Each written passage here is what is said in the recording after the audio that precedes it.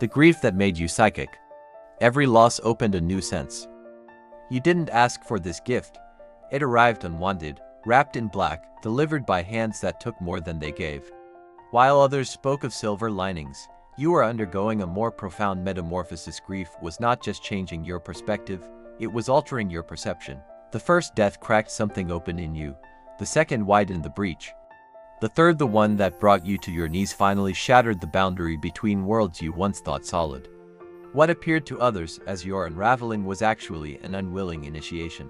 The heightened senses of the grief touched. Grief doesn't just wound, it awakens. Like ancient tribal initiations that use physical suffering to open spiritual doorways, profound loss creates apertures in consciousness through which new awareness flows. The sudden knowing certainties that arrive without logical foundation yet prove themselves true. The visceral recognition, the ability to feel others' hidden pain like weather patterns moving through your own body. The dissolved timelines, moments when past, present, and future collapse into simultaneous experience. The truth behind words, hearing not just what is said, but the underwater currents of what remains unspoke. The visible threads, perceiving the connections between seemingly random events, the patterns invisible to those still wearing the veil of invulnerability. These aren't metaphors or poetic exaggerations. They are literal expansions of perception that often follow catastrophic loss, particularly when that loss defies meaning-making or occurs in quick succession. The neuroscience of grief's aperture. What mystics have known for millennia, science now confirms. Extreme emotional states create measurable changes in perception and neural processing. The grief-stricken brain exhibits heightened activity in the insula, the region responsible for interoception and empathic resonance. Altered default mode network functioning, changing how we process self-referential thinking. Disrupted filtering mechanisms, allowing sensory information normally deemed irrelevant to enter consciousness. Increased right hemispheric dominance, favoring holistic pattern recognition over linear analysis. Your psychic abilities aren't supernatural, they're supernatural. The natural consequence of a consciousness fundamentally reorganized by loss, operating beyond the narrow bandwidth of normalized perception. The ancient understanding. Indigenous cultures and wisdom traditions have always recognized this phenomenon. They don't pathologize the visionary capacities of the grieving, they honor them. The shamanic breaking that precedes shamanic power. The wounded healer archetype present across cultural mythologies. The initiatory sickness that signals one chosen by spirit. The recognition that those who have walked between worlds can thereafter serve as bridges.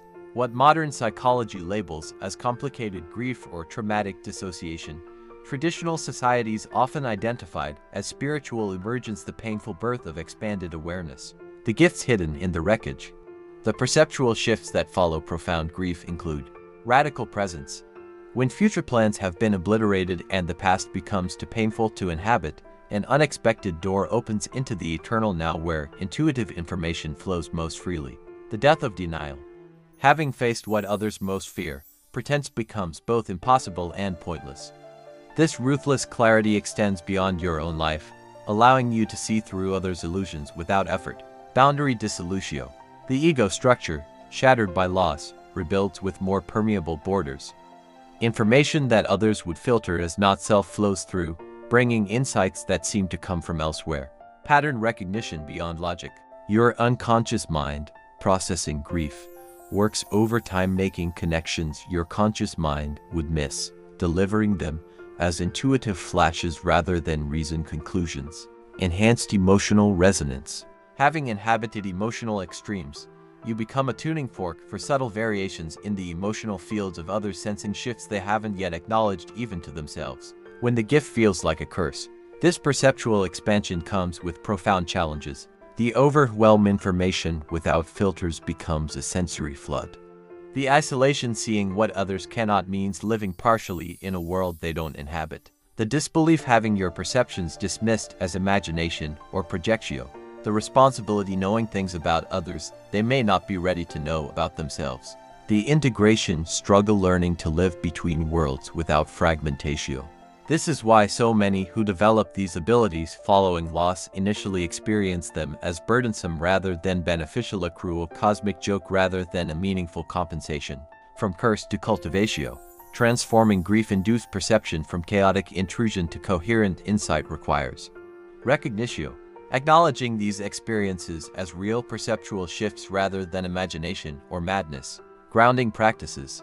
Developing techniques to modulate the flow of information to open and close the aperture intentionally rather than remaining perpetually exposed. Discernment development.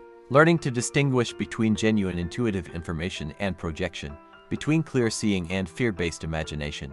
Framework building. Creating or adopting conceptual frameworks that make these experiences intelligible rather than overwhelming. Guided integratio. Working with others who understand these shifts, whether therapists familiar with spiritual emergence or traditional wisdom keepers from cultures that recognize initiation through suffering. The wounded seer's journey. This path shows you through loss. You did not seek it, would never have willingly paid its price.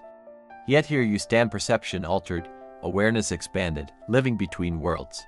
Your grief has indeed made you psychic, but not in the parlor game sense of that word. Rather, you have become psychic in its original meaning, of the soul. Your soul, cracked open by unbearable loss, now perceives beyond the material veil, sensing the undercurrents, patterns, and connections that most miss. This is not mental illness, though it can drive you there if unsupported and misunderstood. Nor is it simply magical thinking or poetic metaphor.